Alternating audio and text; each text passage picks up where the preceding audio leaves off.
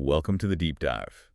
If you're looking at the crypto market right now, you're seeing two uh, completely different stories playing out at the same time. You really are. There's one of short-term, macroeconomic panic, and then this other story of relentless long-term building by some of the biggest players in traditional finance. And that dual reality is exactly what we need to untangle here. Our mission is to synthesize that short-term turbulence with the persistent institutional utility we're seeing. We'll move from the biggest price drivers down to the really essential, nuanced infrastructure updates you'll find in the source material. Let's do it. Okay, let's unpack this.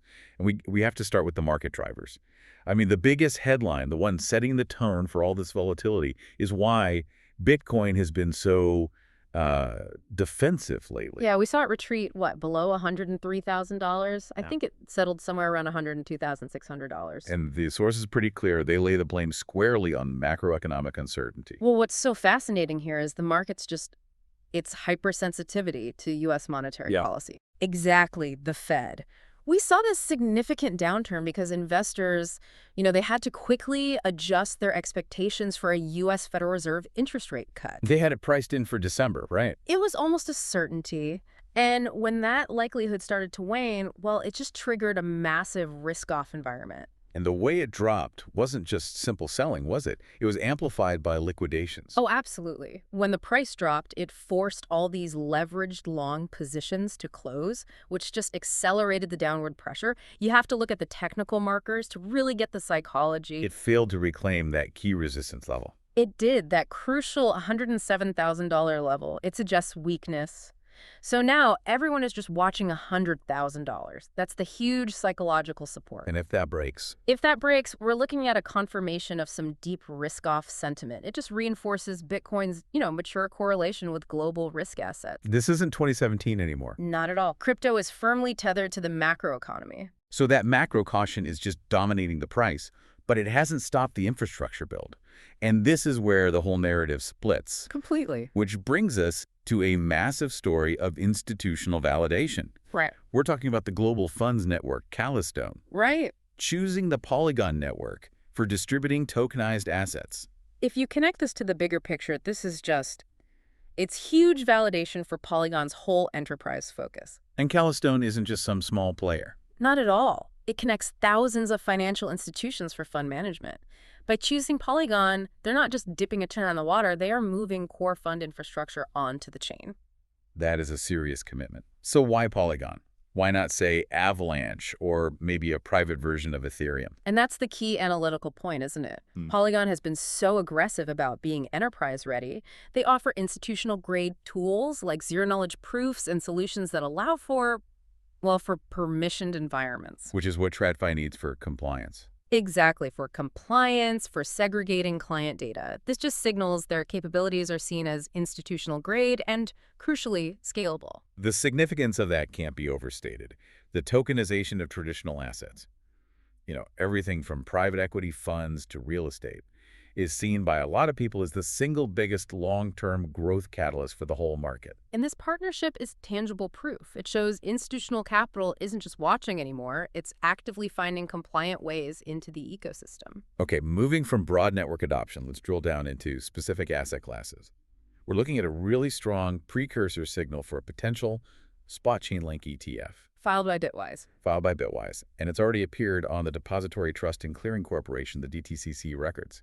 Yeah, and this immediately raises the question, right? Is the SEC about to soften its stance on altcoins, or are they just looking at LINK because its utility is so unique? The DTCC listing is historically a very strong sign. It's the exact playbook we saw right before the spot Bitcoin ETFs launched.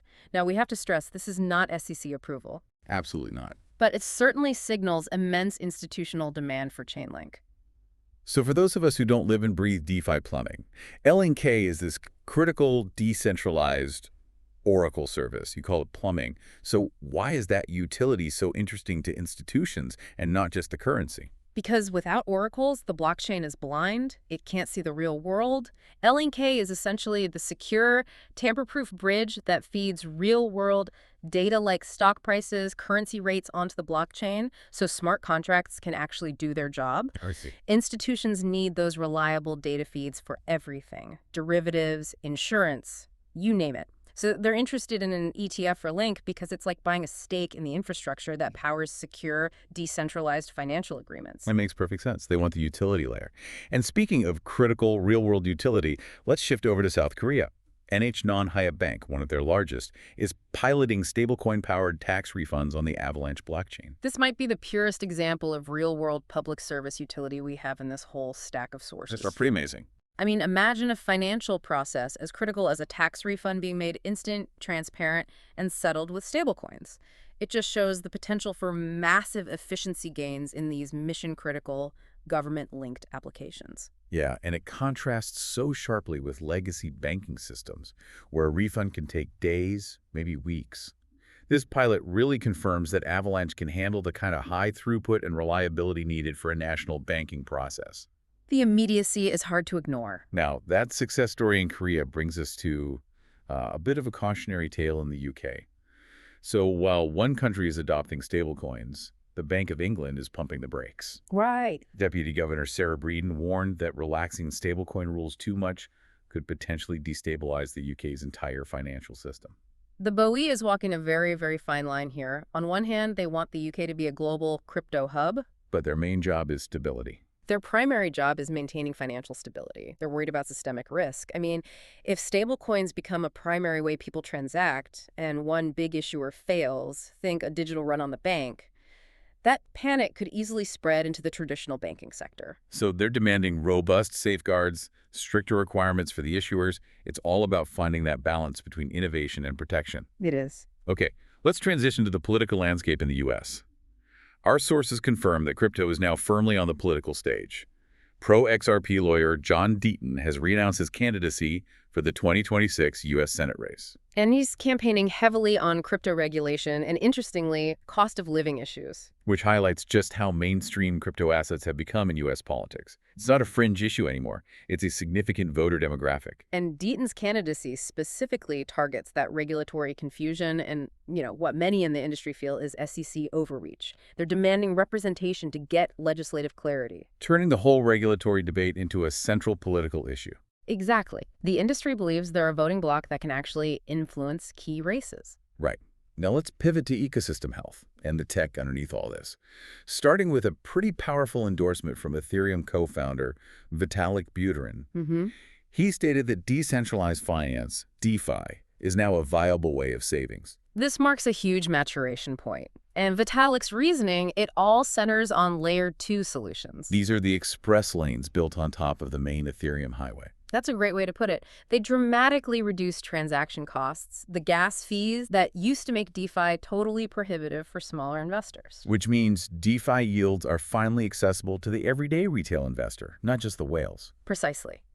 If your transaction cost drops from, say, $50 to 50 cents, suddenly using a yield platform for a few $100s makes financial sense. This drives up the potential total value lock, the TVL, in these protocols and points toward genuine, sustainable use cases. Moving away from just pure speculation. But let's contrast that optimism with our next finding. Daily active addresses on the Solana network. They've dropped to a 12-month low. Yeah, and the SOL price followed, falling over 4% in 24 hours. The sources attribute this dip directly to the fading frenzy around meme coin trading. They do. We saw these massive spikes in activity over the last few months, and it was driven purely by speculation. This decline, it really supports the idea that while volatile meme coins can generate a ton of short-term network noise, they don't sustain the long-term foundational usage you need for real growth. So it's a normalization. I think so. It highlights that speculative activity is temporary. And speaking of meme coin strain, this brings us to our next lesson in operational risk.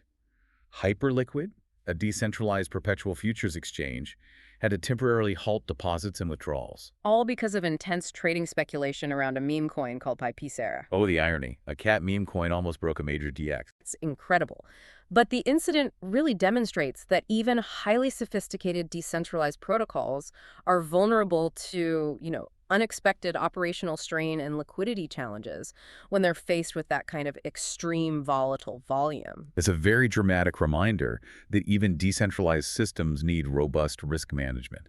They need circuit breakers. Especially when you're facing the kind of chaos that pure speculation can generate.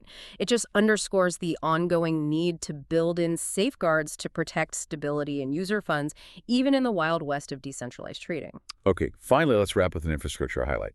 Aerodrome. It's a leading DX in the base layer 2 ecosystem. Right. They launched an upgrade suite and expanded to the Ethereum mainnet and, crucially, to Circle's institutional-grade Arc network. This is interesting. It highlights two forward-looking trends. First, you have the increasing maturity of the base ecosystem, which has just been growing like crazy. And second, a new strategy among decentralized exchanges to actively bridge liquidity across multiple blockchain environments. By integrating with Circle's Arc network, Aerodrome is clearly positioning itself to tap into the institutional DeFi market. so they're trying to get both retail and the high-compliance institutional users at the same time. That's where the smart money is heading. So if we pull all these disparate threads together, what we really see is a bifurcated market. On one side, you have macroeconomic uncertainty driving all this caution and short-term volatility.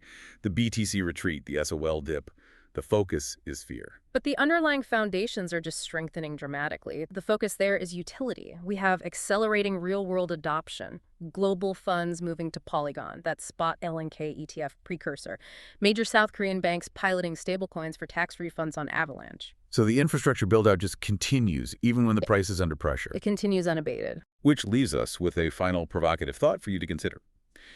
If major banks are already successfully piloting stablecoins on Avalanche, for instance, transparent public services like tax refunds, And global institutional networks like Calastone are moving core fund administration onto Polygon. how much longer can traditional financial processes reasonably ignore the proven, demonstrable efficiency of blockchain technology, regardless of what Bitcoin's short-term price is doing? The efficiency gains are just too large to ignore now. The question for institutions isn't if they will integrate, but really how quickly they can safely make that transition. That's the real deep dive for today. We'll catch you next time.